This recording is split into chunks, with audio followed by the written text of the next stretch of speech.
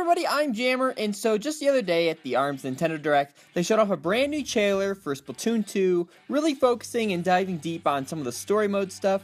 I mean, it showed a lot of stuff really in rapid fire succession, so honestly, it was kind of even hard to tell all that happened. It was just like crazy amount of information all at once. So I thought it'd be kind of fun to take a little bit of a closer look at the trailer, look at a couple little details that I noticed and share them with you guys. If you're looking for like a full trailer, comprehensive analysis, you were on the wrong video. Yeah, I'll tell you that right now. I'm just gonna go over a few things. Some are a bit more obvious than others, but I just kind of wanted to talk about how this is going to affect the gameplay and all these new little changes and tidbits and all that stuff. So the first thing is Sheldon and his role in the story mode of this game. In the trailer, we see a drone of his fly in, and then there's a text bubble talking to the hero inkling, which is the player, of course, basically swapping out the weapon type right before the stage starts. Now, I'm not entirely sure how this is going to be implemented, to be truly honest. Is it specific to certain stages? So like, okay, this stage is a charger stage, this stage is a roller stage? Or is it like the original Splatoon, except minus the amiibo functionality? In the original Splatoon anyways, if you wanted to use like a roller or a charger, you had to scan in an amiibo, and it was basically a challenge where you would go through the story mode levels using those specific weapon types, because it added a bit of difficulty because, you know, the stages weren't designed for that weapon type, so it made it a little bit more difficult and a lot more fun. So how it's going to work here, that's what I'm kind of curious about. Are the stages going to be designed for specific weapon types? So the first one we see in the trailer right here, is this stage a charger level compared to another weapon type? And then when we see him change to the other weapon types later, are each of those stages designed for those instead? Or are you able to choose before you start a level what weapon you could use? Or it might be something entirely different, because of the fact that what Sheldon does say is, take this with you, it'll help gather some practical battle data, which really means nothing, actually. But the interesting part there is on the right hand side, does it say Sheldon request hero charger? So what it could be is, potentially, after you beat a stage initially, Sheldon will give you a challenge or a request to go back into that previous level you just beat using a different type of weapons. I could see it being where you go through the game and beat the entire thing using the splatter shot, just like the original Splatoon. However, there's separate bonus challenges granted you by Sheldon with the promise of some sort of reward if you go back and complete the level using a different weapon type. This could add to a unique level of gameplay and obviously more replayability for that matter. Unfortunately, the trailer itself really doesn't explain itself beyond that. It kind of just shows off the fact that yes, you can use all these different weapon types in the story mode. And I mean, since we're talking about it, might as well just go through the weapons that they do show here. There's, of course, obviously the splatter shot, which looks to be a little bit upgraded. It doesn't look like the original hero splatter shot. I mean, obviously all the hero versions of these weapons have like the cool little weird stuff going on. But the splatter shot looks very changed from the original Splatoon. Then we have the charger, which again is very similar to the amiibo challenge in Splatoon 1. Same for the roller, as you can see it here. Then there are the new ones here. So there's the dualies, which is a new weapon in Splatoon 2. A blaster, which at first I was really confused what this was, but no, this is definitely obviously a blaster. The next weapon we see a few times is the slosher, which is one of my personal favorites, so that's pretty awesome that it's here. We also see the splattening a few times in this section, which is going to be a lot of fun and leads to some very interesting stuff. And then the final one that has only one scene is the Octobrush. So this one is the most interesting of the ones I have listed, for the reason that the previous ones I talked about were the base version of that type of weapon. So for example, there's the charger, but the other variants include the Squiffer, E-Leader, and Bamboozler. But the hero charger is going to be of the variant of the original, like the Splat charger. Another example could be like the roller the hero roller is based on the Splat roller instead of the Dynamo or Carbon roller. However, with the brush series, the ink brush is technically the main thing of this series of weapons. The Octobrush is its first variant in the original Splatoon, so it's kind of interesting that that is what they chose here. Perhaps we could see some totally new changes to the ink brush itself, or maybe even it's a removal, and instead the Octobrush itself has been improved upon and has new upgrades, and maybe that's going to be now centralized as the baseline build of the brush series. It's an interesting thing to think about. I mean, it's not obviously guaranteed the ink brush is gone, or maybe you can use the ink brush as well as the Octobrush. They both play different enough anyways, but it is an interesting thing to note that the Octobrush shows up here rather than the ink brush. We also see some new uses of the special moves. That's nothing new here in Splatoon story mode. I mean, in the original, you could grab quick power-ups to get like the little rocket launcher thing and whatnot. Here you can see the Inkling using the lock-on ink strike type deal, and then later in this scene you can see that big butt slam thing. However, how the trailer was edited, you don't see what weapon they're using, because I thought for a second, well, what if these specials are actually locked to the particular weapon you're using, because there's so many different ones in this game, and it's very similar to the multiplayer in that sense. Like, for example, the roller will be equipped with that little butt slam attack, while the dualies might have the little jetpack thing going on.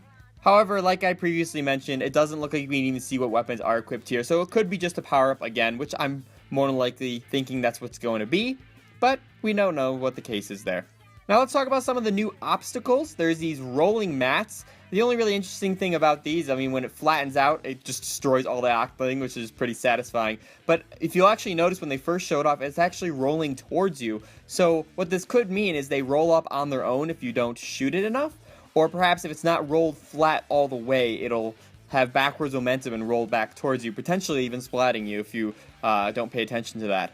Next is the boost pads, and you can see an Inkling doing like these jumping somersaults. At first I was like, wait, is this the Splat Dualies? But no, this is actually like a boost pad and whatever, and they're actually not in squid form to get into it. I thought they were landing in the ink, but matter of fact, they're landing just before it, landing on the boost pad, and doing a little like Sonic type thing where they roll through the air. It's pretty great. Another one is these inflated bounce house floors. Interesting stuff. There's some other stuff in here too, like the returning sponge squares, those ink geyser things, and a lot of stuff like that. We also see plenty of crates laying around and the return of the super armor, or whatever you want to call it. So more than likely, stuff like that was in the original Splatoon will be here again to give you armor upgrades. A really cool new type of obstacle in this trailer was the rails. A little bit different function than the ink trails in the original Splatoon. You would spray those and swim through it in squid form, but here it looks like you ride on top of it in Inkling form. Now in this first clip, you can see that it has the big orb right in front of it, so you do have to activate it just like you did those ink rails, where you just spray it and then now you can jump and grind on it. So one thing I did notice earlier in the trailer, at the scene with the boost pads, at the end of it, right before you reach the baby Zapfish, or whatever it's called, there's actually a grind rail going up to that platform. But what's interesting is, when did this Inkling actually activate this rail? Because during the whole boost pad section, you never really see the orb. And once it gets to that position right before it jumps off the last boost pad, you can see that the rail is already activated with the yellow ink. So perhaps you have to activate it before you go to the boost pad section, or perhaps maybe it was automatically activated, which is very interesting, because then why would the other one have the orb? So I'm assuming they probably had to activate it somehow before they entered that boost section and then land on it perfectly. Right? Probably. So there's plenty of new Octoling types. There's like those little mini bosses, the flying little square dude, you know, tons of stuff there. I'm not going to go all into that, but there's one thing I do want to point out in this section, particularly here. An Inkling is facing off with an Octoling, and they're fighting and whatnot, but the interesting aspect is the thing that is behind the Octoling. Now, it looks like a little, like, vase or something like that, or maybe like a little geyser, I don't even know, but whatever happens is when the Inkling gets close to the Octoling, all of a sudden it lights up and emits basically a field around that area, kind of indicating that, you know, there's going to be an ink explosion there. So, what I kind of gathered that this is probably a mine, right? Like, I mean, that makes most sense. In the previous Splatoon, and even in previous trailers of Splatoon 2, we've seen the little, like, force field thing going around to kind of indicate there's going to be a giant splat there. I mean, you even see it during the butt slam special that you can even get yourself. So I kind of came to the conclusion that this is a mine. The only thing that creates doubt in that theory is that the Octoling almost seems like she's guarding it. Like, it is to her back anyways, and it doesn't really look like you go up the platform anyways, so it seems like a very weird spot to place it. Like, you'd think they'd probably put it by this wall over here into an area where the Inkling could actually walk. So I'm not sure. I believe it's probably just a mine, but I don't know. Let me know what you guys think anyways. One last quick thing to note, in one of the screenshots that they sent out after this trailer had launched, there's a picture of your character in a level and it shows some of the UI elements. Why this is interesting, because up in the top right hand corner you can see an icon for the sunken scroll, and what almost looks to be like a bread loaf? Nah, it looks more like an Octoling tentacle or something like that. I wonder what this could actually lead to. Maybe it has to do something with Callie's memory. Like perhaps you're obtaining certain artifacts or whatever to present to her at the end of the game and hopefully bring her back to the good side, I guess? I don't know.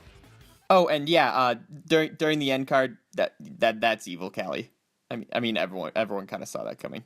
So yeah, those are just kind of the quick little details that I found in this Splatoon 2 story trailer. Let me know in the comments what kind of stuff you found. I mean, obviously, like I said, this isn't the most in-depth stuff. I mean, I hardly talked about the bosses that they showed off, the Octalink types. I mean, even Marie for that matter, you know.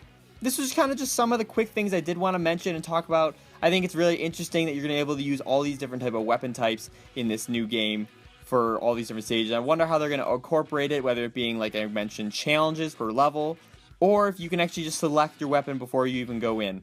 Which I think it'd kind of be, personally, I think it'd kind of be better if the weapons were predetermined per stage, because not only would they be designed for those levels to use those weapons, but you would also get more experience and better at using all these different weapon types, and experiment more and instead of just sticking to the same weapon type throughout the entire game.